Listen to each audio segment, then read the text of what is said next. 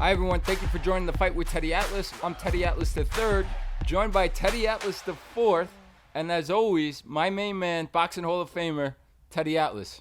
How you doing, bud? I'm doing great. As you can see, I have special guests here.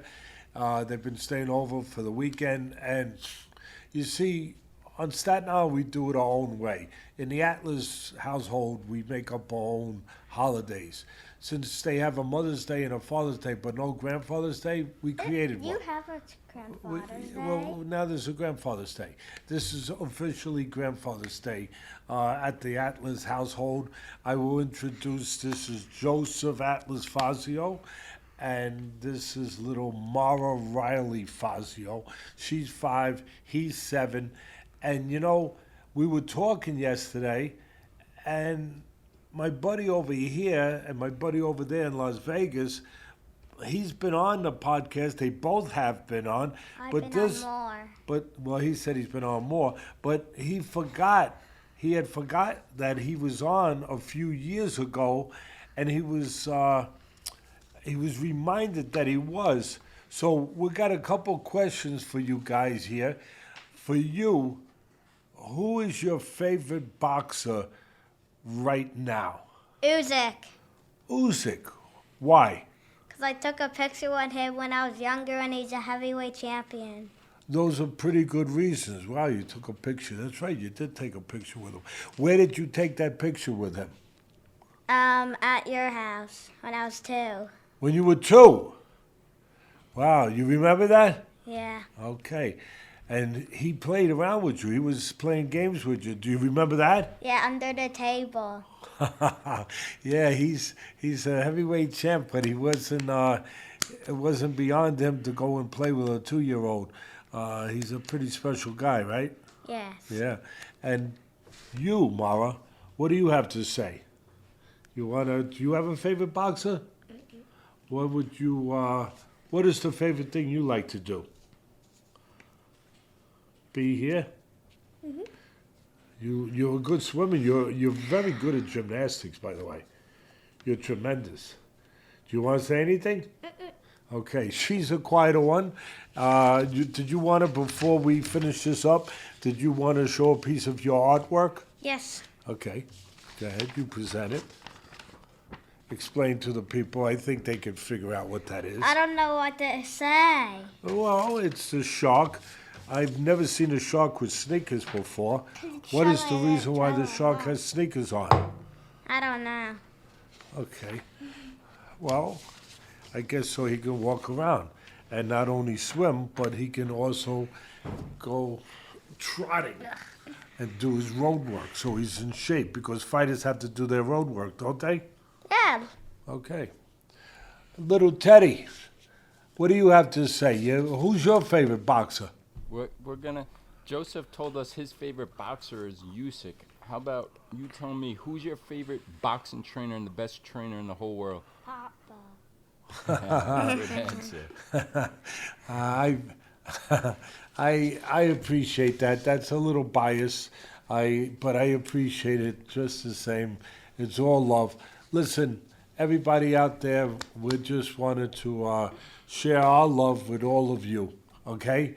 And this is the most love we can have in the whole world. You guys are done. You want to say goodbye to everybody? I don't want to leave yet. Yeah. Oh, you can say it out loud. I don't want to leave yet. We might have this might have to be like the old days when they had a hook and they reached in with the hook and pulled them off the stage. I mean, you don't want to get pulled off the stage, do you? No. Nobody could pull you. I wouldn't let anyone pull you off the stage. Okay, you don't want to leave yet. What do you want to say? Say you have an audience there. You have an audience of 319,000 subscribers. What do you have to say to them? Subscribe. Hey, that's brilliant. That is brilliant. You couldn't say anything that made more sense. Yes, Subscribe. Subscribe. What about you, Ted? Please like and comment on the Please What's like that? and comment on the video. Oh, there it is. You guys are brilliant. You guys are the best. All right, love you guys. We're going to do our show now. All right? Say bye. Okay. See you later. See you later. Hope you fans out there did not mind the little interruption from the usual doings, but I thought that you wouldn't mind seeing a couple beautiful people that we happen to love very much bring a little extra sunshine to the show. I definitely don't bring enough sunshine. I figured they would. So now I give it back to number 3, and we can start talking boxing. Yeah, we'll get right into it. We're going to start off with Friday's action. We had the heavyweights. This was from Wichita, Kansas. This was on BLK Prime. And this was the return of the heavyweight champion Deontay Wilder versus Terrell Herndon.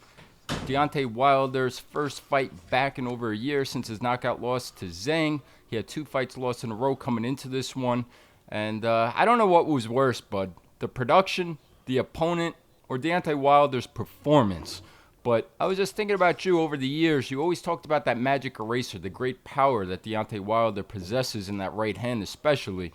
But you also said for many years, he doesn't know how to fight. He never learned how to fight. He never was refined. He was never developed. Well, first of all, full disclosure. Full disclosure. I picked Wilder to win.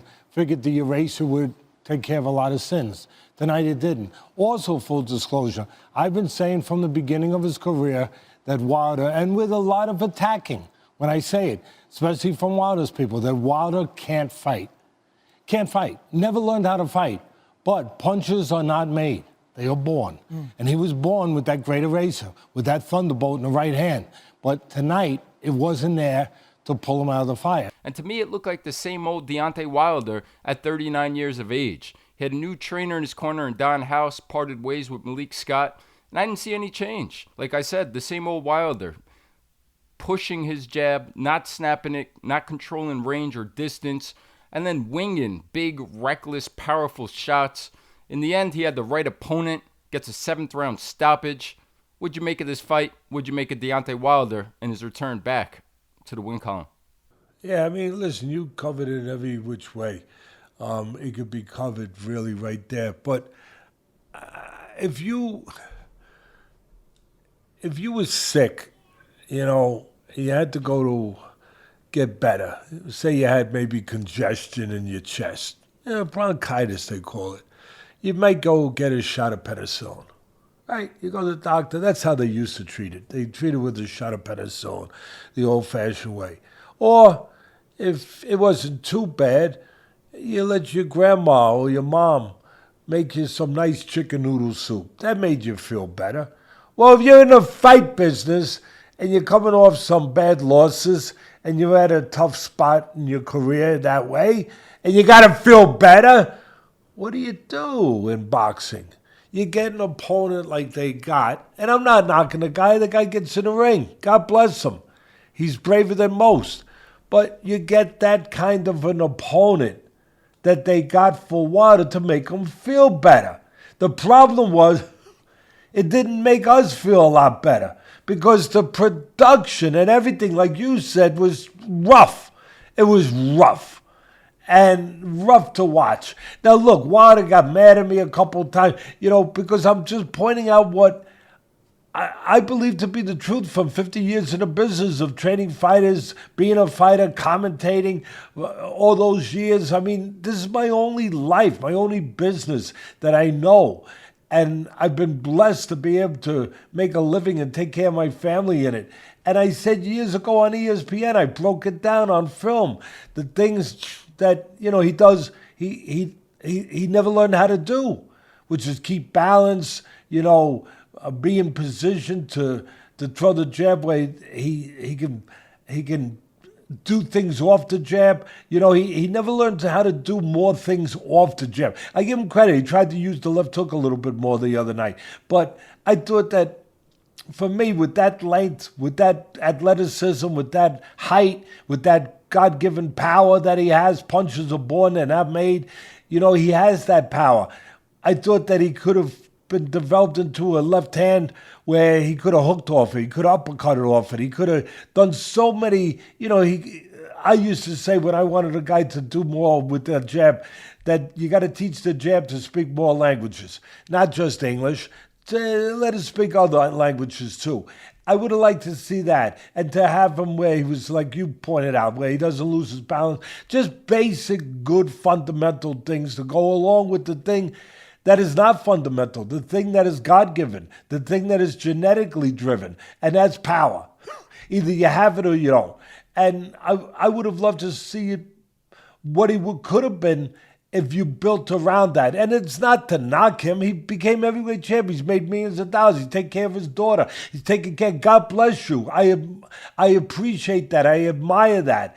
I'm happy for you as a human being that you're able to do. We're just pointing out truths here. And that's what this show is about. At the end of the day, the one thing I got to say about Wilder, though, he always had heart. He always had a lot of heart. And he showed it. He showed it in the Fury fights. He's getting off the floor. He's shown it throughout his career. But as much as I have no problem throwing all these accolades at him in the ways that they should be thrown at him because they're the truth, I have no problem pointing out the other things that you started this with, that he hasn't learned the basics. He never had anybody teach him the basics of boxing. But you know what? He's done pretty damn good. It was a combination of matchmaking, good management, and power and heart. He's got a list of guys, like everybody does, of fighters on that list that you're not gonna find in. You're not going to find in the Hall of Fame of boxing. Yeah, he's got a list of guys that you build a record with, which all fighters do, especially heavyweights. But when he's also fought the guys he's fought that are top guys, mostly Fury. And like I said, he's got a draw. He's got 2 losses with him, but he showed nothing but heart with him. At the end of the day, he's coming back. He'll still be dangerous with the right hand, but at this point in his career, you wonder exactly who it is that they'll be able to match him up with. They've put a couple names out there, and no matter how you dress it up, it'll probably, we're looking at obviously a farewell as far as going out on his own time. His own way, that he doesn't want to be forced out of the business. And that's what everybody deserves. Everybody deserves that right to go out when they want to go out. And he's, like I said, he's had a marvelous career. And we'll see where it ends. But that's about all you can say about that fight. That was, I paid for the Prime, BLK Prime, so I could watch it. And I never got to watch it. It kept cutting out. I mean, it was unbelievable. The production of this, I don't know how they run things. It kept cutting out on me, and then finally you saved me. You sent me over a live stream that some guy was doing from, I don't know where he was doing it from, but it was his feed, and he was talking in the background. It was actually, he was better than some of the commentators. He was funny, at least. He was funny. He was comedy relief, and he was honest. He was saying this stuff. He was using words that were a little rougher than the ones I'm using, but he's like, what the freak is going on over here? Anyway, we got through it. Yeah, it was tough production. Found a link, a stream through Twitter, and basically was watching it through another guy's laptop that was imaged on Twitter there. So see what we do for you guys? Do you understand it? Really? You people out there, do you understand what we go through to bring you the news, to bring you specifics, to bring you updates on fights, analysis on fights? What we go through, we go through more than the mailman. We do. The mailman goes through sleet or snow or, the dim of night will stop him from delivering the mail. None of that stuff, any or even terrible production and terrible fights doesn't stop us from delivering the fights to you. And Deontay Wilder delivered his 43rd knockout in his 44 wins. And we will see what's next. You just touched on it. After the fight, his manager, Shelly Finkel, they're saying maybe they're going to go to Asia. Sounds like they might be able to make some money. Maybe it's a similar type of opponent. And then after that fight, they like to fight Joshua still. I think the ship has sailed for both those guys at 39 years old now. Wilder, that fight doesn't fire me up. I'd be more excited to see Wilder fight Ngannou, to be honest. But I don't know your take on that of who you'd prefer to see him fight. But it will be another big money fight coming down the pipeline at some point for Deontay Wilder. Buddy, anybody. It could be bring back Pee Wee Herman. Anyone, as long as it's not on that kind of production. That was rough. That was rough. That was like going 15 rounds with Joe Frazier. I mean, to sit there and watch that production. And I tell you, the other, you're going to get to it, but the other production on the Mbilli fight, I don't know that was 100 times better. I mean, some of the production on some of these shows, I got to say that Jake Paul was pretty top. That was top-notch stuff, the production there. That was like watching Monday Night Football when Roone Arledge did it back in the day when it was like the top show in the universe compared to those shows. Those shows were rough. They were ragged. Yeah, well, talking about the ESPN Plus. Oh, too much truth. Too much truth coming out of here. Oh, what are you going to do? What are you going to do? We will shift gears over to that other production you just touched on, and that was in Quebec City, Canada. That was on ESPN Plus, and that was for the vacant interim WBC super middleweight title fight between number 1 ranked Christian Mbilli and veteran journeyman Mesut Sulecki. And in this fight, Bud, I thought Sulecki, he's lost when he steps up to the bigger name opponents, right? He was knocked out 2 fights ago against Diego Pacheco, another highly touted, highly ranked super middleweight. He fell short against Demetrius Andrade, Danny Jacobs by decision. And I did think he would fall short, but I thought his experience would allow him to go some rounds and maybe allow us to get some questions answered by Mbilli. But that didn't happen. Mbilli didn't waste any time. First round, beautiful combination, beautifully timed uppercut. Gets the stoppage, gets the knockout win. What'd you make of this fight? What'd you think of Mbilli's performance? He did what he had to do. He got it done. And he did it in spectacular fashion. No matter who you're in there with, guy's got a good track record. This guy, Sulecki, you know, he's like you said, he's only lost to top guys. You know, he got knocked out by Pacheco, but that took 6 rounds, and that was a different kind of fight. You know, he had to go through a bad neighborhood, and he got caught going through the bad neighborhood with the very tall and long Pacheco. I was surprised by this outcome, too, how quick it was. I wasn't surprised by who won, but how quick, yeah, I was very surprised. I give credit to Mbilli, but, you know, the difference between Pacheco, don't go crazy and say, oh, he's better than Pacheco. Styles make fights. The difference with Pacheco taking longer is his style is more patient. You know, he's going to control the outside. He's going to set you up on the outside. He's going to use his length. He's going to use his jab. He's going to set the table. He's going to eat with the right hand. And that's what he eventually did. He's going to walk you into mistakes. And that's what he did. It took him 6 rounds to do that. He's more cerebral. You know, he's more patient that way. That, like I said, styles make fights. But Mbilli takes it right to you. You know, he brings it to you fast. You know, it's kind of like, which poison do you like better? You know what I mean? Choose your poison. You like the poison that acts fast? You know, boom, you're gone. Or the one that takes an hour to get into your system to get rid of you. Really, that's what it comes down to. And Mbilli's poison was what it is. His style is to bring it right to you. He brought it right to him, and he caught him. When you catch a guy that's throwing a punch, you usually, when you can, in this case, get in the eye of the storm, get in the pocket, be calm. And when you have your opponent throwing a punch from the other side, in this case it was the right hand by Sulecki. He's throwing the right hand, and then at the same time, And Mbilli, to his credit, he's calm in an uncalm environment. He's calm in the eye of the storm. He throws a right uppercut from the other side. Usually it's going to be lights out. Why? Because when the opponent is throwing a punch from the opposite side, his eyes are averted to that side. He thinks he's going to strike something that he's aiming at in his mind. And his mind is set on that. His eyes are set on that. And he never sees the punch coming at the exact same time. He's vulnerable. He leaves himself open. But most importantly, he's blind. His eyes are averted again to where he's going to land. He thinks he's going to land. And it never gets there.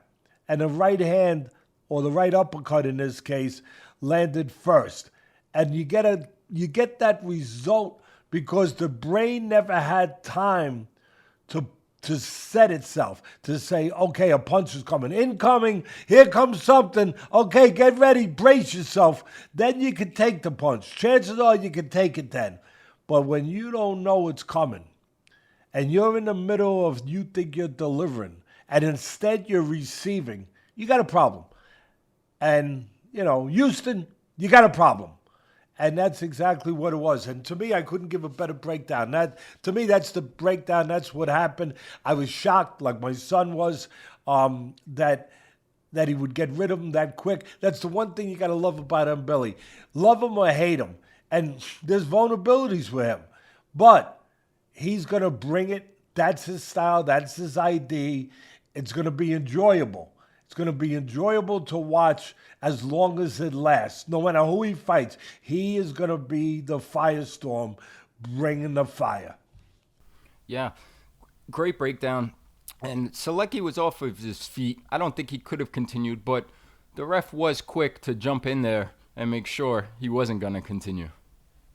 I have to say that referee, really, he's not one of my favorites. I won't go crazy knocking him or nothing.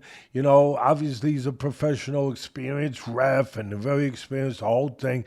But I have found him to favor Canadian fighters. I can't put it more succinctly, more honestly from what my experience has been. I've seen him I have found him to favor the hometown or the home country fighters up there in Canada.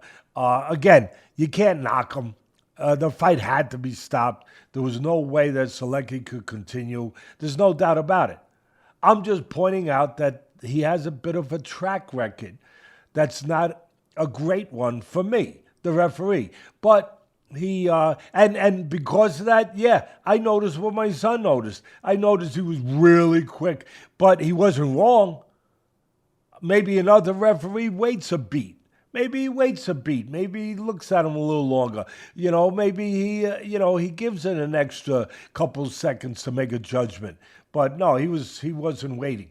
But again, he wasn't wrong. So the haters out there that you got your daggers, you're sharpening them now as I'm speaking, because some of you guys do that. You got the rock sharpening the blade as I'm speaking, getting it ready to shoot it at me. Hold on to them. Keep them in the quiver. Save them for another day. There will be another day. There will be another day you can shoot them at me. Not today. The referee we're speaking about is Michael Griffin. He is from Montreal, Canada. And to your point, we've seen it too many times. We've seen it up close and personal. Go back and watch Alex Vosik light heavyweight title fight versus Adonis Stevenson. Vosik scores a clean knockdown at the start of the second round. And it's not called a knockdown. And Stevenson fighting where he always fought out of, his adopted hometown of Canada. So just wanted to touch on that. But overall, I'm with you. But the fight I want to see, Styles making fights like you said, is Pacheco and Mbilli. And we probably won't get to see that one. And Mbilli's now the interim champion for the WBC. Pacheco is the number one mandatory for the WBO. I'm sure he'll wait for that opening and that belt opportunity. But it's heating up. Charlo is back in the picture. Jamal Charlo there at 168. We got Shiraz fighting Berlanga.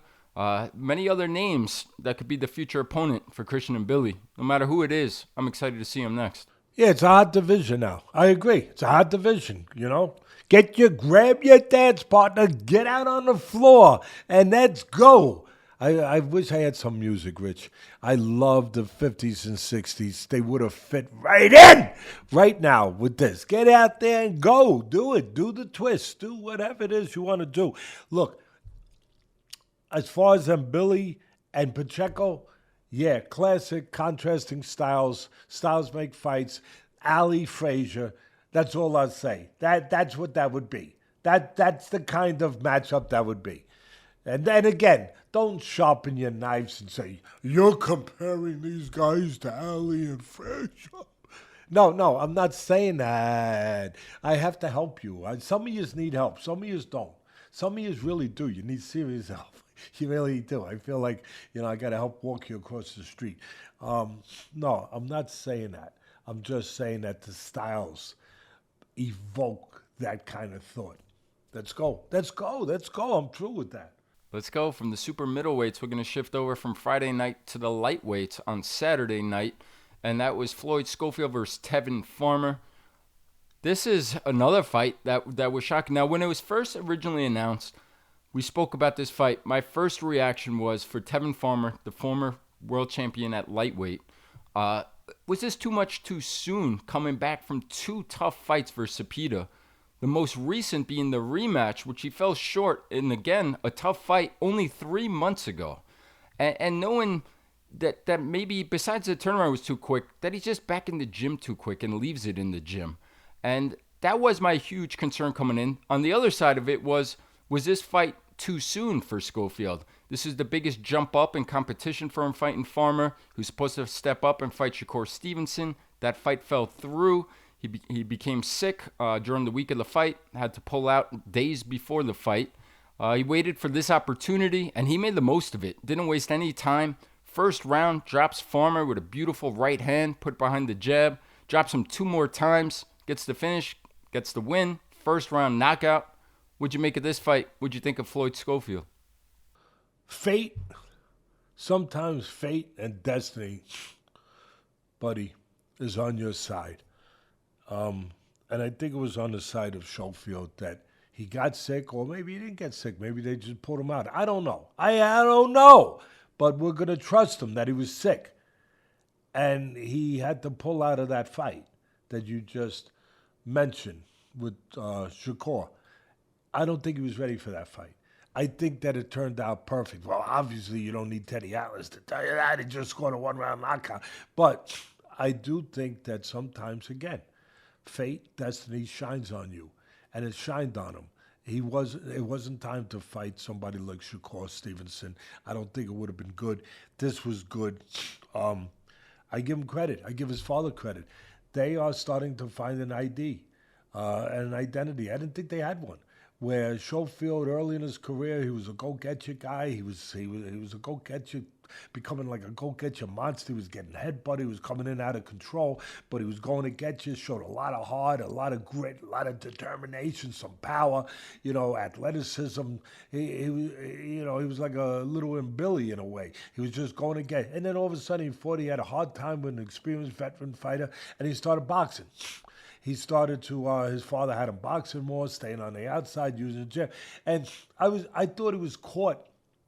I thought he was caught in between a phase, a growth, a metamorphosis, a transition, if you will, where he was trying to find himself, but he didn't know who he was yet. He didn't know, was he the aggressive guy? Was he the guy now that the father wanted him to be? Boxing, being more responsible, because you can't fight that aggressive and reckless with everybody and get away with it as you step up, as he was doing with the better fighters. So I thought the father was doing a smart thing. He was trying to make a change, but he was trying to find the right balance. Again, he was trying to find the right identity. What is my son? What does he got to be? Maybe he found his identity now. I don't know. All I know is you can't go by this. You can't go completely by a one-round knock, and you hit it perfectly. You should get a Pulitzer Award or something. I don't know what they give out. Boxing, they don't give no. I don't know what they give out. But you should get some kind of award because you said it on the air, and anyone who doubts it will go like Warner Wolf, the great sportscaster for many years. He used to say, go to the videotape. Go to the videotape. We could go to the videotape. We could show it where you said, I think it's too soon. He's been in 3 wars. He's been in with 3 top undefeated fighters in a row, 2 in a row. Obviously, coming off 2 in a row to the same guy, and then one before that, 3 straight undefeated fighters, and the last 2 fights were complete wars where he took incredible. One of them was a draw, but he took incredible punishment, and he's not young. He's not young as a fighter. He's been in a lot of fights, a lot of tough fights, and you said, Dad, I think it's too soon. 4-month turnaround. He's gonna 3. That's even worse. 3-month turnaround. He's gonna be back. You didn't even give the brain a chance to really heal properly. And seriously, you didn't give the body, you didn't give the mind, you didn't give the emotion, you didn't give the nervous system, you didn't give anything a chance to rest, to heal, to get away, and to strengthen itself, to recuperate. And you're going back in that fast? This is a guy who it could be really perilous to do this. You said it. And you were right. I agreed. I'm a trainer, by the way. I agreed. I understood that language. I said, yeah. And matter of fact, you said to me privately, would you put him in? I said, no. I'm not knocking nobody. You got to make your own decisions here. But I wouldn't put him in that quick. No. And look what happened. Don't take anything away from Schofield, but still, he threw a nice straight right hand. I'll tell you how he set it up. If you look at the replay, it was pretty cool. He, first of all, it's the southpaw killer. Farmer's southpaw. It's the southpaw killer, the right. I've said that. I coined that phrase a long time ago on ESPN. But what he really did was he started the left hand, bang, and he shot the right hand. He just started the left, bang, shot the right hand. Now, my man Bennett, my man Richie over here, but my man Bennett Garcia, he's my man. So is Richie. He can maybe find this. Jersey Joe Walcott, there's something beautiful. I know the fans appreciate this stuff. Go to the archives and find the great Jersey Joe Walcott with the great Rocky Marciano, the only heavyweight champ ever to retire undefeated, 49-0. Marciano's fighting for his first heavyweight title against the great Jersey Joe Walcott, and he's losing in the 13th round. Losing. Can't win, except by knockout. 15-round fight. And he's already landed some good shots on Jersey Joe, but he hasn't been able to put him down. And he's got to have a trick now. He's got to do something a little different. So what does Marciano do? This is where Marciano's underrated. He is. They think, oh, he's just a strong guy. He was a small heavyweight. They were all small in those days. And, he's just a good puncher, and he's just a guy who's in shape. No, he was more than that when he had to be. What he did was he started the left just to distract the great Jersey Joe. Bump! And he shot the right hand, hit him on the chin, knocked him out. That's why he got that result that he didn't get from right hands earlier, because he hit him a blind shot, but it was smart. He set it up. It was cerebral. He understood what he had to do to land the kind of punch that would get the effect he needed at that point in the fight. So Schofield did the same thing. I thought it was very nice. It was nicely done, brilliantly done. And then, of course, he finished the show. Farmer was hurt. He got on him. Farmer tried to tie up. He couldn't tie up. That was the problem. To that point, though, I just wanted to say, but he couldn't tie up. You're right. But I thought he made the mistake, and was surprised he made the mistake, Farmer, being the veteran that he is. He got up way too fast. He jumped up immediately on the first knockdown. He did it again on the second knockdown. He didn't give himself a chance in his legs to recover. I thought he should have took the knee and took the 8 count. That's why I got you here. That's why you're here. You make the show better. Seriously. You help me in so many ways, and you help the audience. And I know they appreciate it, but you're right, 100% right. And he got up because he's so proud. He's such a proud guy, Farmer. He fights proud, and he goes out on the shield, and sometimes that pride can get in the way of good judgment. It can hurt you. It save you, don't get me wrong. I never want to get rid of it, but it also, sometimes guys can be too tough for their own good, and Farmer's one of those guys. He really is. And you're right.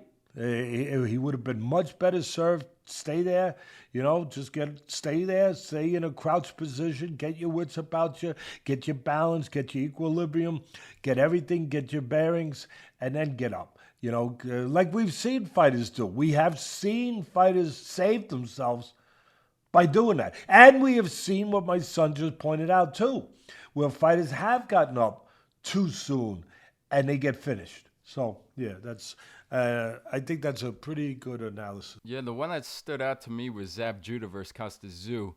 The legs didn't quite do that by any means by Farmer, but just an example of getting up too soon and not being able to recover due to that. I'm going to point one out that didn't get up too soon. He saved himself and saved his title.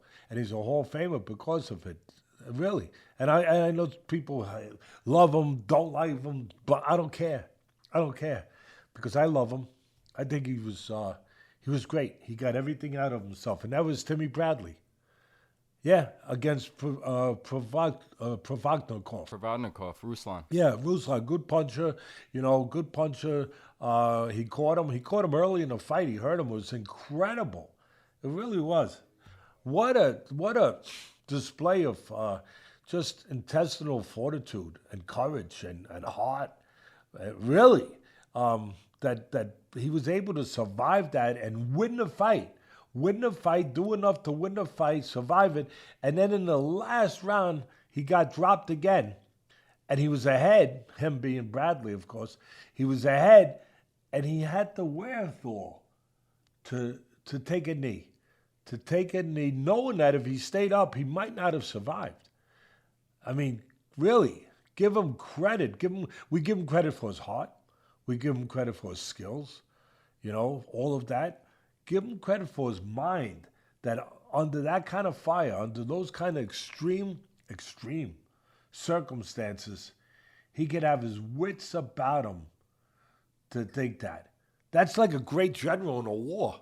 You got stuff flying, you got bayonets going over here, you got missiles flying over here, and the general's able to stay in the middle of that and say, okay, you go to that flank,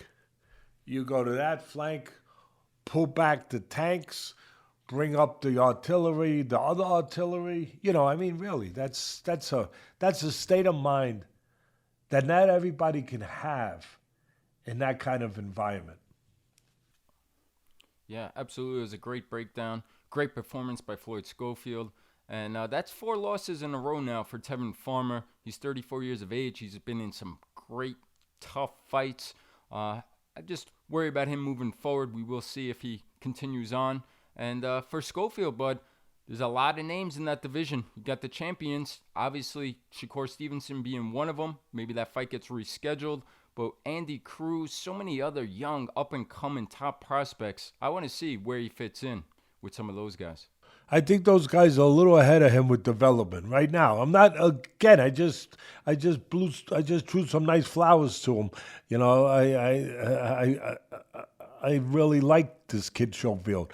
But I think the ones you just mentioned, their development, they're just overall boxing development, acumen, whatever you want to call it, from the amateur pedigree, all of those combination of things. I mean, you're talking about 2 guys you mentioned. One was a gold medalist in the Olympics, and one was a silver medalist in the Olympics. You don't get more elite or bigger pedigree than that in the amateurs. I just think because of that, just hold off a minute before you go in those 2 directions. That's my feeling. Yeah, we're going to keep it moving. To the thing that surprised me with the Farmer-Schofield fight was how early in the night they had that fight on. I thought it would have been later in the night, closer to the fight we're going to talk about now, which was the co-main event between Gilberto Ramirez and Yurnel Dorticos. Now, Ramirez, former 168-pound champion, had a little stop at 175 where he had his only loss in his career to Dimitri Bivol before moving on up to cruiserweight. He's been at cruiserweight now for 4 fights. He's got a belt there. And he fought Yurnel Dorticos from Cuba, former cruiserweight champion as well. This was a really fun fight. Very interesting fight. We talked about it beforehand. Dorticos could bang. He's always dangerous, especially the power in that right hand. And he had his moments. They both did. Some brutal stuff, some back and forth. I thought it was close and competitive, especially for the first half of the fight. And then I thought the steadiness and just the consistency, the pressure, and the abilities of Ramirez. He could fight outside, he could fight inside. He's got an unbelievable chin. Dorticos started to fade. Ramirez kept on the gas. In the end, gets unanimous decision. What'd you make of this fight? What'd you think of Gilberto Ramirez? Yeah, again, I think you set it up for me, perfectly. You put it on the tee, and I can't miss it. I can hit it right off the tee. You laid it all out there. Dorticos, he's one-dimensional. It's a dangerous dimension, though, and he's older, but it's a very dangerous dimension. He comes at you, and, he's got boxing skills, but for the most part, he comes at you, and he's looking to land a big shot, mostly the right hand, whether it's an uppercut, whether it's a straight right hand. He's got a left hook, too, but mostly from the right side. But you know where he's coming. He's coming in that front door for the most part. He's not showing a lot of creativity, a lot of trickiness. You know what you're getting, and you're getting a dangerous guy who's not afraid to throw, and he's throwing with confidence. He's throwing with bad intention. He's throwing with power. I give credit to Ramirez. I didn't think his body looked great, but I really didn't. But I give credit. No, he's got an ugly body. I don't know if he's in top shape, or I don't know if it's just his body. Let's remember, this is a guy who used to be a middleweight, so I don't know if that's just the way it is. But at the end of the day, what do I know? I know Ramirez they both have a lot of heart, but he showed a lot of heart, but he showed a good chin. Because I know Dorticos can punch. He showed a good chin. Yeah, he got touched up. Where you didn't, if you're thinking about fighting Opataya, and I know you're going to ask that question later, so I jumped the shark a little bit here, bud, because I know you. I'm getting to know you a little bit, but if that's in his next fight, which everyone wants to see that one, him and Opataya, the undefeated cruiserweight champ who has the other belts, he can't get touched that easy. He can't be quite that fan friendly. He can't be quite that easy to find with big punches, because Opataya will make him pay a price. He can punch, he can box. He's the complete package, and he's undefeated with that confidence to go along with it that Dorticos didn't quite have at this point in his career right now. And of course, he's younger than Dorticos. But what Ramirez did bring, besides a great chin and heart, is what you said. He's dimensional. He can fight inside. He does a pretty good job inside, even though he got tagged a little bit there. He'll make you miss. He'll make you pay.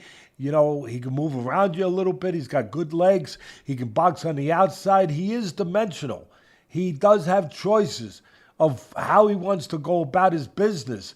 I thought he would have made a better choice if he boxed more on the outside. I thought that he was getting good work done on the inside. He goes to the body really well, really well. And give Dorticos credit. He took a lot of good body shots. Ramirez he's dedicated to the body. He knows how to fight. He loves fighting inside. But like you pointed out, he is good at fighting outside. He's got that choice. I thought that he could have made a better choice of being maybe more on the outside, where he had a little more separation. He's got the legs. He could make the older Dorticos reach a little bit. I thought that he could have exposed Dorticos and been safer doing it to set up big shots on the outside more than on the inside. His offense was good on the inside, but he made himself available to the offense of Dorticos. And again, his great chin, obviously he believes in his chin. Obviously, he had no problem doing it because he didn't doubt he could handle what he had to handle, and he handled it. I just would have liked, as a trainer, I would have said, hey, get on the outside, use your legs, get angles a little bit like you're capable of doing, and take away a little bit of the danger by separating yourself, setting up shots outside, not giving Dorticos as easy an avenue to you as you're giving them by laying in front of them. That would have been my suggestion. at the end of the day, he did show a multi-talented fighter. You know, he's the top cruiserweight, but besides Topuria, you know, he's the top guy. Some people probably say, oh, this, that. At the end of the day, I look at the end of it. He got the job done against a dangerous puncher, and now it's time for to put the two top guys together, him and Topuria, and that shit'll get tested. It'll get tested again, and not that Opataia's chin won't get tested, because Ramirez will put himself in a position to find you. You know, he's a good offensive fighter, but he's not that kind of puncher. Ramirez is not. He is, he reminds you in that way that he is formerly a middleweight. He is not that kind of puncher. But at the end of the day, he got the job done. It was an entertaining fight. It was a nice, solid, entertaining fight, and I think we covered every bit of it. That Ramirez was just more. Ramirez was more rounded. He was just, he did more things and he did them better.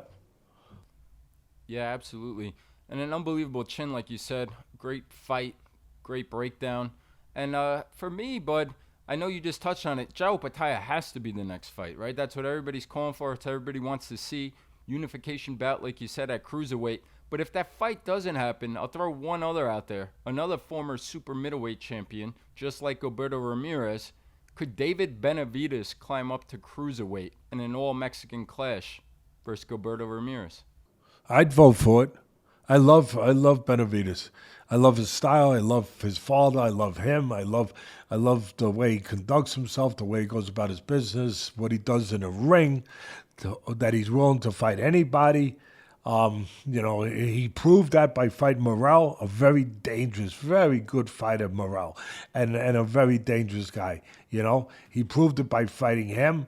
He didn't wait for the Canelo fight, any of that, where he would have made more money. Yeah, I mean, I don't know that it's a fight that if you're a manager, you're going to go and jump at just to make you and me happy and the fans happy, because that's not what managers want to do.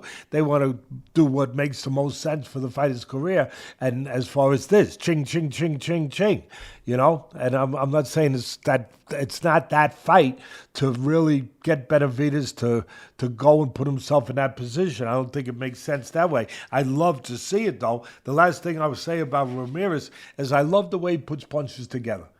He puts punches together really nice. Dorticos, that was another thing he had in edge. Dorticos, powerful punches, but not combinations the way Ramirez, he really does. He's very smooth with those combinations.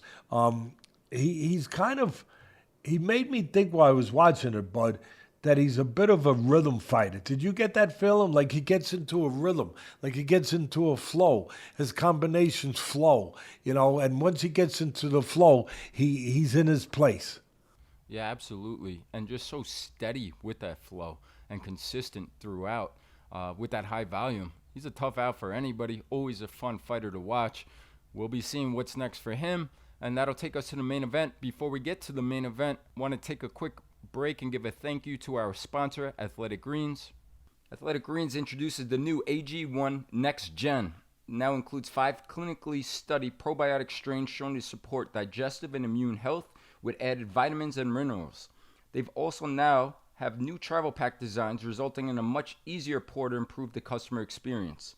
So whether you guys are looking to boost your energy levels, support your immune system, or address gut health, Athletic Greens is the way to go. Simply visit athleticgreens.com/atlas to claim your special offer of 10 free travel packs with your first purchase. All right, with that being said, Bud, we're going to get right into it. The main event, DAZN pay-per-view, was from Anaheim, California. Jake Paul versus Julio Chavez Jr. It's the fight that I thought about you a lot, but I thought about a saying that you say all the time: people born round don't die square. You are what you are. And I crack up with some of the comments reading after the fight with people disappointed in the performance of Chavez Jr. This is what he's been his whole career. This is what he's always shown. to me, there was no difference whatsoever. He did not throw barely any punches for the first half of the fight. More than half. First 8 rounds, you might say. Yeah, and a little life at the end, but too late when he knew the fight was winding down on time. I say this, that it was hard for me to gauge the performance of Jake Paul. It's essentially a sparring session, and I'm trying to see, is he continuing? Is he developing? Is he getting better? And off of this fight, it was hard to gauge when you find a puncher bag, but then towards the end of the fight, I thought he was exposed. The stamina started to dip. The defense wasn't tight. There was some technical flaws. You could find them. You could hit him. In the end, he gets a decision. He gets another win. He keeps his show moving on. What'd you make of this fight? What'd you think of Jake Paul and his performance overall? Making no excuses for Jake Paul. Give him credit for what he's done with his career, with his promotion, with his business, with his dream. Give him credit. Give the guy credit. God almighty, he takes risks. Maybe he got caught by surprise. This guy wasn't throwing any punches for 8 rounds, and then he starts punching. And he caught him. There's no doubt about it. It is hard to look good against a guy who doesn't throw any punches. Yeah, you just wonder, did he catch him by surprise? All of a sudden, he thinks he's not going to throw after 8 rounds and not throwing, and then all of a sudden he catches him because he's throwing and you don't expect it. I'm not saying there's an excuse, no excuse, but I'm just pointing out what I point out. All right? My eyes and my experience and the truth for me. That's, and at the same time, you know, as that, you know, happened where, again, the punches all of a sudden started when there was nothing going on. You mentally have a little bit of we're human. Fighters are human, where you start to, you know, take for granted nothing's coming. So you start to kind of not shut down mentally. You can't shut down the ring mentally. You have a problem. But you start to go into a little bit of co-pilot, a little bit mentally, not just physically. And then all of a sudden, bang, the guy's fighting the way that you would have thought he was going to fight from the opening bell. And of course, it's a little bit of a shock to your system, a little bit of an adjustment. At the end of the day, you're right. Anybody who's surprised about Chavez don't know boxing. They don't know anything. I mean, they just, I guess then they don't believe what their eyes tell them. That they've seen this. They've been down this road with this guy before, you know, with Chavez. That the greatest thing about him for years now has been his name. He was a world champion. Yeah, he almost knocked out a real good fighter, Sergio Martinez, in the last round and all that. I give him credit for all that, but not for the last 12 years, 10 years, whatever it's been. The guy's has a lot of personal problems. We hope he's okay. Drug problems, on suspension, in and out of boxing. You know, losses. He lost to Silva, the great UFC legend, but he was, 45 years old when he lost to him. He has shown, as my son said, that he ain't that guy that people want to make him, because of the name. He's not, and no matter how much you try to believe that maybe that's what you're going to get because you want to get it, well, just what you want to get does not make for reality. I want to see a fight. I want to see this guy tested. I get it. A lot of people feel that way about Jake Paul. People want to see him beat. They want to see him knocked on his backside. I want to see. Yeah, but you got to be honest with yourself about who and what you're saying and attaching your hopes to. This is a guy who has shown yourself not to be that fighter anymore, not to be a guy who wants to fight anymore. Who has that going through his veins anymore, that desire to go in there and prove himself, and to, whether it's to live up to the Mexican heritage or up to his father's great name, he doesn't have the motivation, the discipline to do that anymore. It just doesn't. And I give him credit. At least he forced himself. Maybe the father yelling at ringside and embarrassed and upset. Maybe the father got through to him a little bit in the last 2 rounds where, he did go out there and try and salvage a little bit, where people would say, okay, at least he gave us something at the end. You know, I give Paul credit. You got to give him credit for this, though, where Paul, I think, has gotten better.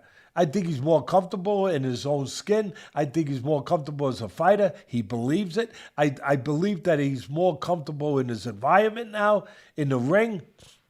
I believe that his reactions are better now. He reacts like a fighter. I know he doesn't do everything perfect. No kidding. He is thick. His body does make you think about what program he's on as far as weights and everything else, that he's so thick and strong. And yeah, he is thick and strong. And that kind of body can get tired late in fight, or can get worn out, can run out of oxygen. The muscles can get deprived of oxygen. More so than other kinds of type muscles. That's a physiological fact. And he might have showed a little bit of that happening late in the fight, starting to tire a little bit. But he works hard. He gets himself in shape. I'll tell you what, he's great. And you can't doubt. He's a great matchmaker. He picks his spot. He's a great matchmaker. And people say, yeah, he got the advantage. He was younger. You know, he's younger. He's bigger. He's stronger. Hey, when you bring the money, you get the choice of having the advantage. When you're the one whose name is attached to the promotion and you're paying everyone and they're paying and the networks and everyone else is paying to see you with him, guess what? He gets to choose the advantages. He gets to make the choices of what the deal's going to be. Yeah, it's that way in the world. And he put himself in a position to have that choice, to have that advantage. And there's still a risk. You saw it the last couple rounds. People say, oh, he was terrible. If the guy started earlier. Yeah, it would have been nice to see him start early. Why didn't he start earlier? I'll tell you why he didn't start early. I have no doubt why he didn't start early. Chavez wasn't in the greatest shape to start early. He doesn't have that running through his veins anymore. The urgency to start earlier. That's not there anymore. What happens with a guy like him that finishes strong and did nothing for 8 rounds, there's a real explanation for it. It's physical and it's psychological. He doesn't have, there's no urgency anymore. He doesn't have the desire, and he doesn't have the discipline, and he doesn't have the belief. He doesn't have the confidence. He's not that fighter anymore. He's not that guy no more, where he can start early and believe that he'll be okay starting early. He didn't believe he'd be okay. He didn't purposely try to dog it, but he didn't believe that he could start early. He don't have what a fighter has to have, that ultimate belief, that discipline, that fighter's mentality, that, yeah, I'll start early and I'll keep going. And if something happens late, I'll keep going anyway. I'll find a way. He didn't have to have that mentality. He's made a lot of money.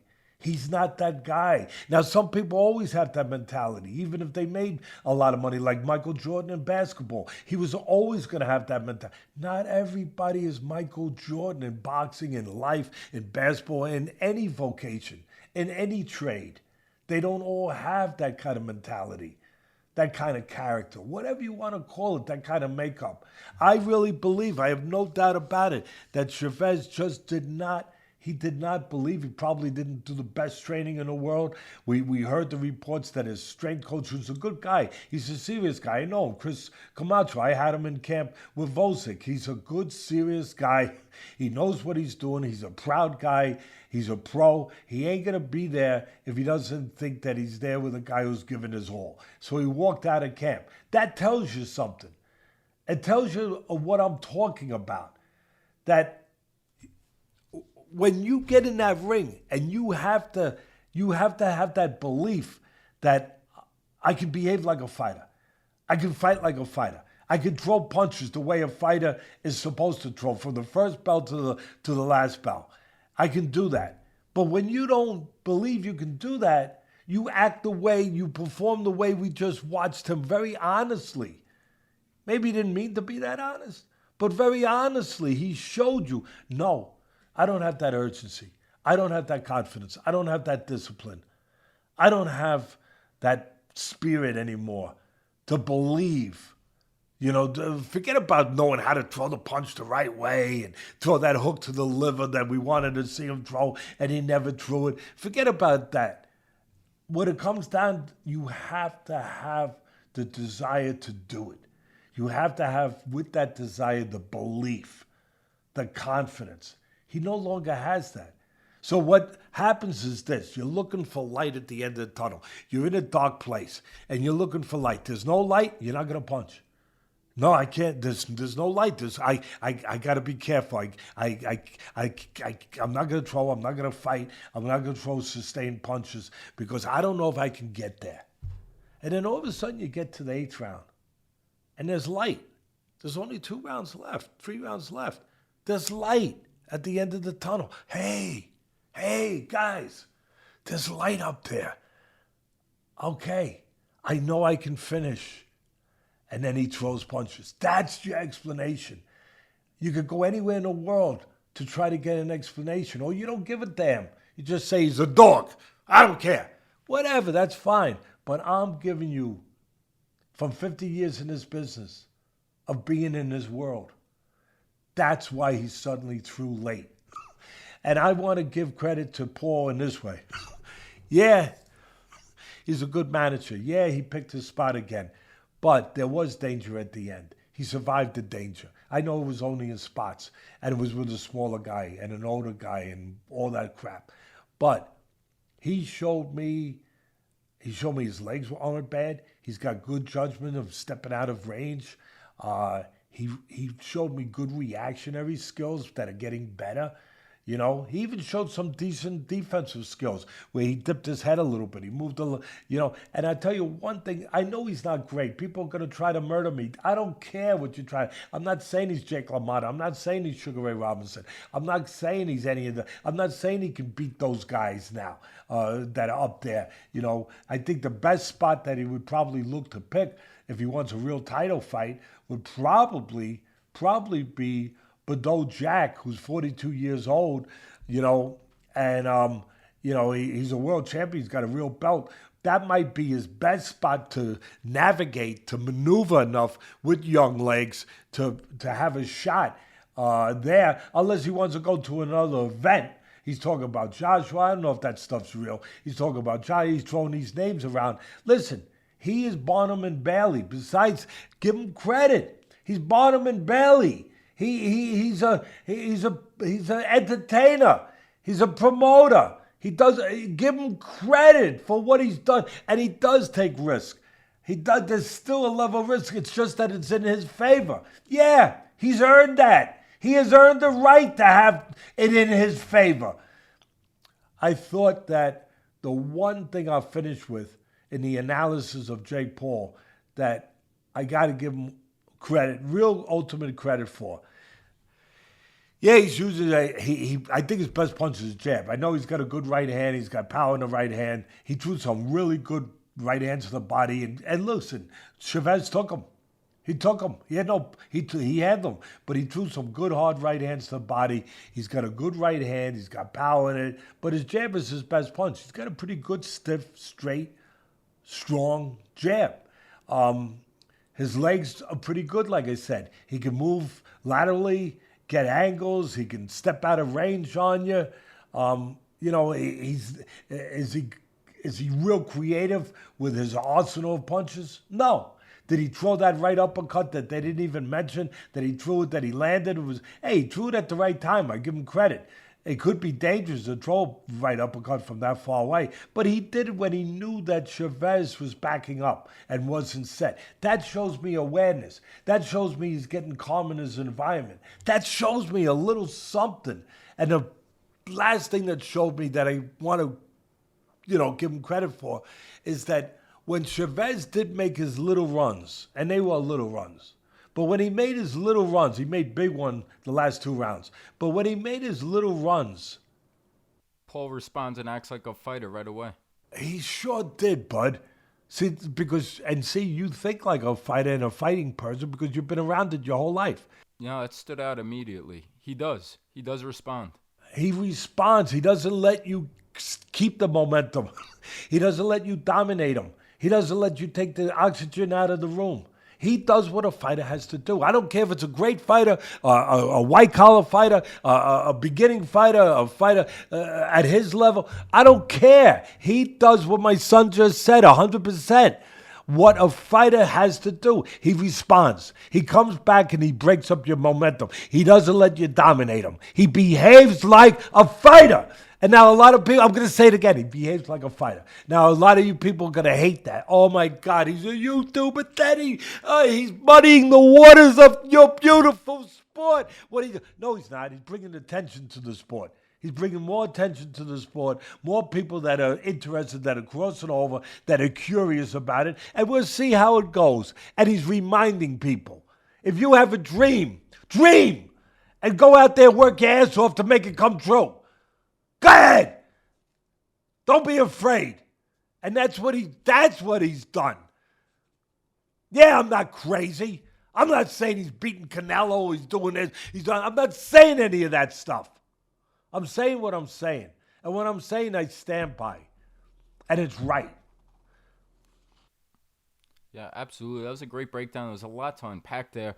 I think you nailed it. You always say that boxing is at least 75% mental. I think the mental side or the shortcomings of Chavez did show in this fight, and how relieved he was after the fight and almost happy with his performance that the fight was over with.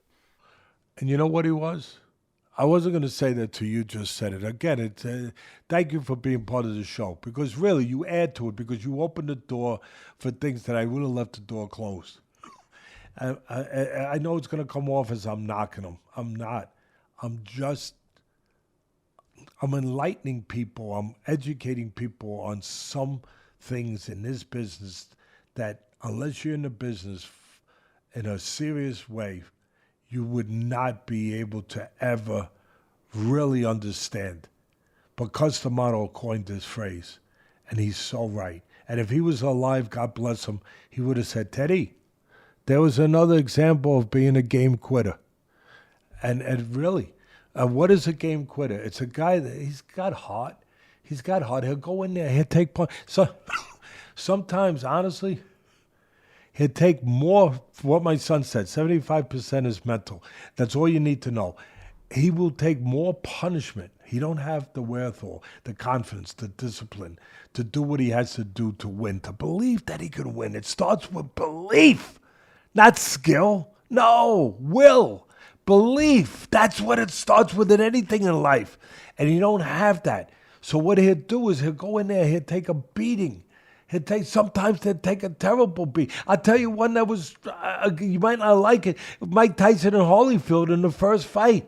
Yeah, your beloved Tyson was a game quitter in that fight. Yeah, he took awful punishment. He showed tremendous heart, everything, but he didn't try to win. That's a game quitter. He didn't try to win, but he took the punishment. He took it. He gave up. That's quitting. He gave up with the intent to win. He didn't have the discipline, the belief to do that. So he thought it was easier to do this, because even though you're taking more punishment, people say, Daddy, you're crazy. What do you mean easier? The guy could go to the hospital. He's saying, well, yeah, but in his mind, it's easier than trying. He don't have the discipline to try, the belief to try. So he takes more punishment. And he takes more punishment, quite honestly, than he would have if he did try. But he don't know that. He don't believe that. So he winds up, it's also your way of living with yourself, of surviving the public. Because here, the public, you guys, we got to survive. They got to survive you. And this way, people won't say, oh, gee, at least he was brave. Yeah, he got the crap beat out of him, but man, he showed guts. But that's what I just gave you is really it's the anatomy. It's the breakdown of what goes on in somebody's mind when they're under extreme pressure that most human beings will never understand. Extreme pressure and fear and everything else that's on top of them. That's what happens sometimes. That's how you think. That's where your mind takes you. And where your mind takes you, your body must follow. So at the end of the day, Cuss would have. I heard Cuss up top. I heard him. I heard him up in heaven saying, "Teddy, you see that? Another example of a game quitter. He didn't try to win, but he felt that if he just hung in there, he'd get credit. He'll give credit for hanging in there, and be in game, and he'll be able to survive his life emotionally. It's not about surviving physically. It's about surviving emotionally. He'll be able to survive his life emotionally. People will say, "Oh, he wasn't in shape. He couldn't. Otherwise, he would have beat the guy up. Otherwise, he would have won if he would have threw punches more." But no, it was never going to be that because he didn't believe it could be that. That's an example of being a game quitter. You nailed it. I thought that exact term watching the fight and thinking about you. That's some deep stuff. But you covered it all, and I couldn't think that anything could be more true than the way you just said it. The other thing that I just finished with his lack of mental fortitude and talking on the mental side is the excuses and the complaining from the opening bell. Go hit the guy low if he's hitting you low. Stop looking at the ref, but it's a built-in excuse to your point for later on of why he fell up short. 100%. Matter of fact, I was making a little joke to myself. I said if he threw as many punches as he's throwing complaints, he'd be in this fight. I mean, if he can match his punch output with his complaint output, Jake Paul might have a fight on his hands. No question. That's what I was waiting for. The last thing before we move on to this subject is it is so split out there. What we started off saying before, was it a good performance? Some think it was by Jake Paul and his ability to box and control distance and range, like you said, and pick spots. Or was it the opponent and another cherry picking? I say that I want to ask you, if you were to put a letter grade performance on this, what letter grade would you give Paul? And he threw out a lot of names after this fight. He threw out Gilberto Ramirez. We just talked about him and saw him. I don't think that's going to happen. I don't see him fighting at that level. But he's bottom and Mbilli. You can't believe everything he's going to tell you. He's smart. But I want to hear from you. What can we believe? What would be a real fight? Can he realistically, even at 42 years of age, is Badou Jack? Can he win that fight? Possibly, because he's got good enough legs, good enough comfort in an uncomfortable environment in the ring with a real fighter where he might be able to maneuver on a 42-year-old. He might be able to jab and maneuver enough because it's not like Badou Jack is going to throw. He's not going to break punch numbers. You know what I mean? He's not going to make your fingers break on those CompuBox punch numbers. He's going to come at you with a very controlled offense and not close gaps fast. And because of that style, because of what I'm describing there, Jake could probably see a possibility of maneuver with that, and be able to have, a shot with that. Or he could continue getting experience, garnering experience. I think he is getting better. Continue to garner experience and continue to put events on. Events. That would be an event because of who he is, because it's Paul, but it would be a world title fight. It would be really a world title fight, which would be really a tremendous, incredible if he could pull it off, but also just a tremendous feat that he got there. That this kid who's a YouTuber dreamed big and actually made his dreams come true, by putting action to his dreams.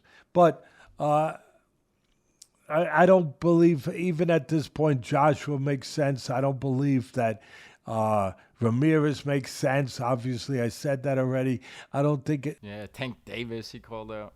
Well, Tank's a little bit smaller. You know what I mean? It's just a bit smaller. I don't know. But meanwhile, if Tank hit him on the chin, Tank would hurt anybody. There was a fighter, Lou Jenkins. He's one of my favorite punchers of all time. He was a lightweight. And there's plenty of legendary stories about him. And there's plenty of other guys, not just him, but he was one of my favorites, where he knocked out guys, heavyweights, on a regular basis in the gym. He was a lightweight. Obviously, he could punch.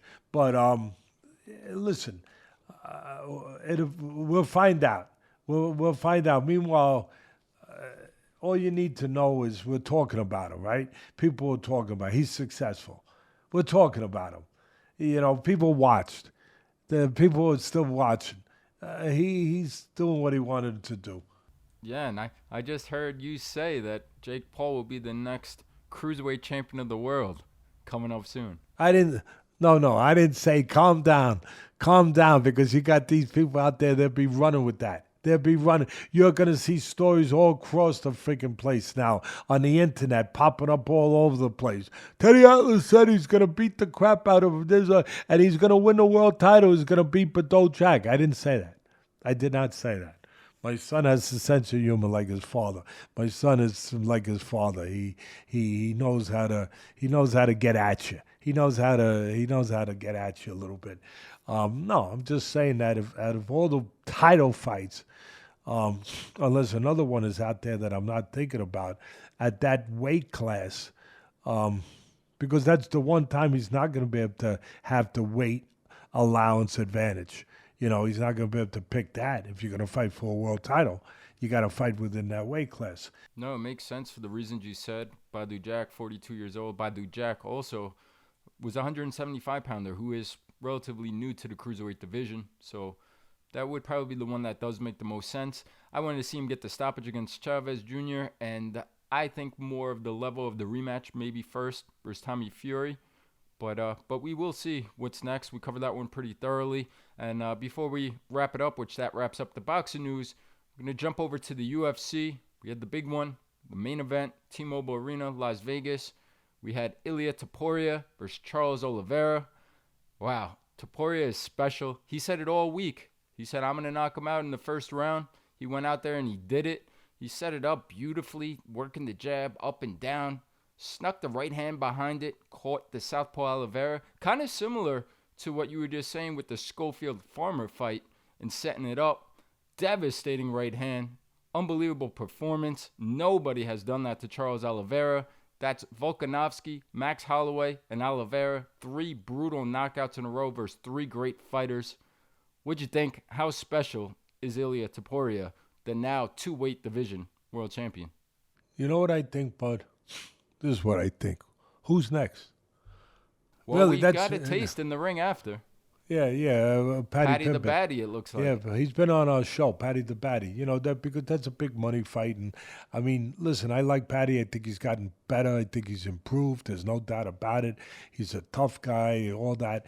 But I'm not picking him over Topuria. I mean, I'm just not. He keeps his chin up too high in the air. I know he's got a good chin, but he keeps it up too high, and this guy's going to find your chin. So, but look, I'm taking nothing away from Patty the Batty. He's a great promoter. He's a work in progress. He's gotten better. He really has. He showed me something against Chandler. He really looked terrific in that fight. I think he's on the upswing. I think he's only getting better, but I don't think he's at this level yet for this kind of fight or the style of this guy, and this guy, he also showed you, Topuria, he also showed you that what a complete package he is. Yeah, he's a great striker. I mean, he is.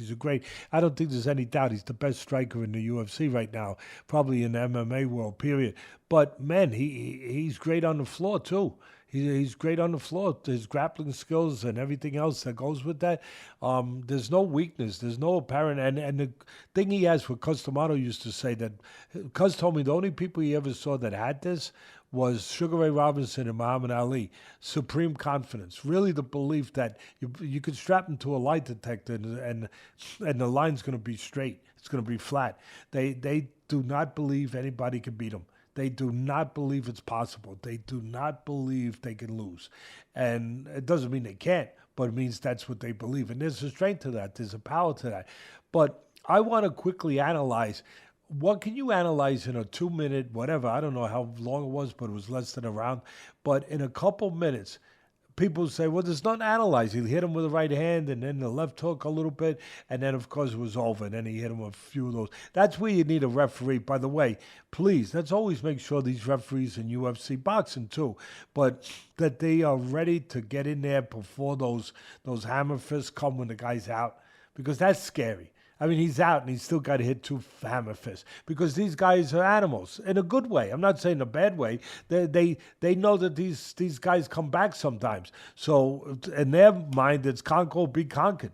It's brutal. Even though you drop the guy and you think he's out, you got to make sure he's out. You got to jump on him and finish him and make sure he's not getting up because they've learned the lesson that if you don't do that, sometimes guys do get up. And that's their mentality. It has to be their mentality. But that's where the referee has to be there. The referee didn't do a terrible job, but he's still, I know it's hard, but you got to be close where you could jump in there before those last 2 hammer fists get delivered. And they did get delivered. Thank God that Oliveira is okay. But that's one thing I think I wouldn't be responsible as the person I try to be if I didn't point that out. That's so important in this business, in my business in boxing, but also in UFC, for the referee to be in there right on time, right on time before one too many is thrown or landed. But at the end of the day, I'm gonna take. People are gonna say, Teddy, what can you break down? What is there with a couple minute devastating knockout that we didn't already see? I'm going to take you quickly through what the subtleties that you might have missed. Yeah, Teddy, he landed the right hand, he went down, the left hook came out. It wasn't a perfect left hook, but that came behind it. No, there's so much more in there. And I'll tell you what more is in there. First, he landed a hard jab, a long jab. Nobody's talking about that. About 3 seconds earlier, he landed a hard jab. You know what that was? That was his truth finder. That was him. That was the war. That was the warrior. That was the general. You got to have a general. You can't just have soldiers. You got to have the guy with the mind. The general that's leading the soldiers. That was the general on the horse that said to his scouts, go out ahead, ride up a couple 1,000 yards and see what's there and come back and report to me. And they came back and reported to him. That jab was the scouts riding up a couple 1,000 yards, in this case, a couple feet, to see what the story was. When he threw that jab, and I think Ben's going to get it for us. Really, I want you guys to appreciate more than just the brute force and power and destruction that you already appreciate. I want you to appreciate what goes into that. Really, what goes behind the scenes, what goes into this brutal, what seems to be a brutal sport. The part that we don't always get a chance to appreciate. He threw that hard, long jab. Bop! And guess what? It landed. It landed hard. And it landed clean. Immediately, the scouts came back and told him, his head's not moving. His head is straight in front of you. It's a station. It's on a line in front of you. You can hit him with something else. Now you can bring the big artillery. You can bring the tanks in now. You can bring the cannons now. So he hits him the big punch. Boom. Wow. He's right there. Now what does he do? Now he takes a little step back. Just a little. It's so. It is just the intangible things. It's so subtle. He takes a little bit of a step back to get Oliveira to react off that jab. He knows how he's going to react. He's going to be aggressive. He's going to look for get back. He's going to start to come in. And as Oliveira starts to come in, he starts a flash jab like we talked about in the Schofield fight and we talked about with Rocky Marciano knocking out Jersey Joe. He started a flash jab, but notice it. He started it on the left side. He didn't start it down the middle. A little on the left side to have his eyes go over, divert. There. Boom! He never finished the jab. He just started it to divert Oliveira's eyes to that side, and then a straight right hand on the chin, clean. That was it. Left hook behind it. He didn't turn it over perfect, but the left hook behind it, but it was the right hand, and it was the setup. It was the delivery. It was magnificent. It was a brutal sport. Had something very sweet in there to be able to get that result. I just want people to appreciate that, to see that, to understand that. He is the real package. He really is. I mean, he's physically the package. He's technically the package. He's mentally the package. And he's got what I always talk about, what great champions have to have. He's smart. He's cerebral. He thinks. He digests things. He breaks things down in his mind. He's great. He is great. He is special. The special fight we want to see down the line is versus Islam Makhachev. Islam's going to have to defeat Jack Della Maddalena, and obviously we'll see if Topuria fights Mbilli, but that's the one in the future that everybody wants to see. The last thing I'll say and wrap this up with, Bud, is there's so much talk about Oliveira. Great career, but how big he is, right? I can't believe he makes that weight. Look how big he is at this size. And I thought maybe that was take nothing away from Topuria and his wonderful setup that you just described to deliver the knockout. But was he full strength? Was he right? And I'm not just talking about the wars that he's been in or his age now. I'm just from a strength standpoint. He didn't look strong to me. He looked like a guy that, yes, he was bigger, but it wasn't good strength, that he left it all on the scale. And maybe another tough weight cut.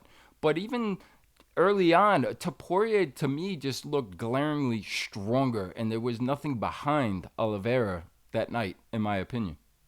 I think that's fair. I think that's an observation most people wouldn't be able to make, not being around the fight business their whole life, that they just wouldn't be prone to seeing that or even thinking that. We're taking nothing away. I'll back up what you just said. You are my son. You are taking nothing away from what Topuria did at all. But you're pointing out an observation that's worth pointing out. I'll take it further. You could probably point it out, taking nothing away. I just finished saying Topuria's special. All right? Do I have to say anything more to defend myself or my beliefs in him? No. But I'll take it a step further. You could make that observation a little bit about Holloway and Volkanovski, too. Volkanovski coming off the fights at the point in his career, coming off the fights that he was coming off of, before Topuria, right? Where he had been beaten and he had lost badly in one of those fights to Makhachev, and where he was at that point, and Holloway. I know Holloway. Yes, I know he was coming off that magnificent win and everything else, and for the last second knockout that he got. What was that again? Gaethje? I think it was against Gaethje. It was fabulous, fabulous. He's one of my favorite fighters. He's been on our podcast. One of my favorite people and favorite fighters. One of the greatest strikers you're ever going to see. One of the greatest UFC fighters you're ever going to see. But he was, he had a lot of miles on his odometer. And he was catching them in that in between, like you used to talk about in your business in football, that sandwich game, that in between, coming off a big win, where he's sky high and then all of a sudden you're fighting a guy who you don't quite know is that good yet. You don't really, we knew what he did against Volkanovski, but you didn't know he was quite that good. You're Max Holloway. Come on. What do you got to worry about? You didn't know he was quite that good. You just devastated Gaethje. And you did it in such a way that everybody was just going nuts about it. And now you could be in that position where mentally you're just not quite as geared up as you would be, maybe, if you didn't come off that high. And now you're going in there with a dangerous guy that we still didn't know at that point how dangerous he was. That sandwich game, that sandwich fight. Yeah, absolutely. Great fight, great performance by Ilia Topuria. Covered a lot of action. Before we sign off, I just want to touch on real quick the co-main event. Another special fighter, Alexandra Pantoja. Unbelievable performance. Another title defense. You always talk about geography. Didn't take him long to get the geography he needed. He was all over, smothered Kyra France, gets a submission, gets a stoppage win in the third round. Just wanted to mention the great Pantoja as well. Yeah, he's great. He really is. Anybody who can perform at the top levels, beating the guys that he has beaten, and you know what to expect and what you're going to get, without a doubt. You know the level mentally, technically, and physically of the performance that you're going to get every time he gets in that cage. That is greatness. That's called dependability. Dependability, baby. Reliability, baby. That is a great trait. That is a great power. That is a great ability. He has that. Yes, he does. And he still has that flyweight title. And that wraps it up. There was a lot of action covered both in boxing and in the UFC. A lot of action, a lot of first-round knockouts. Before we sign off, any final words? Yeah. Grab your grandchildren like we did early in the show. Grab them if you're blessed enough to have grandchildren. If you're blessed. If you're not and you have just children, grab them and hug them and tell them you love them. And remind yourself, no matter what you're going through, it ain't that bad. Everything's okay. You're blessed. Be on the lookout, guys, during the week for more of Teddy's historic content list. We'll be back next Monday for a new episode. And as always, please like, comment, and subscribe. We'll see you guys next week.